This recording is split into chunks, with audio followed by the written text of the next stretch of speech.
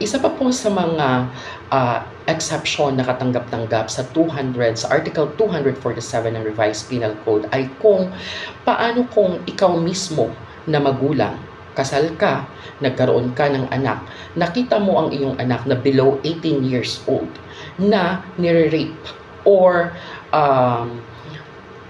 sinasamantala ng isang tao.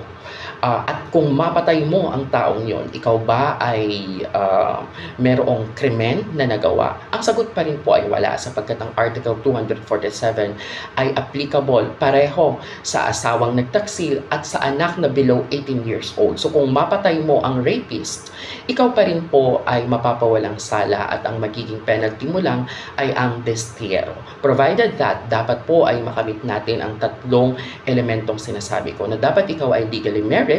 So syempre, yung anak mo ay legitimate child mo talaga. Pangalawa, ikaw mismo ang nakakita or ikaw mismo ang nakasakit doon sa rapist. At ang pangatlo ay hindi mo pinrovoke or hindi mo pinahintulutan ang nangyaring rape or hindi ka nag-initiate na mag-prostitute yung anak mo. So kapag napatunayan po natin ang tatlong elementong yon, yan po ang magiging depensa natin para tayo ay mapawalang sala, at ang ibibigay lamang ng korte ay destierro para ikaw ay ingatan. Salamat po.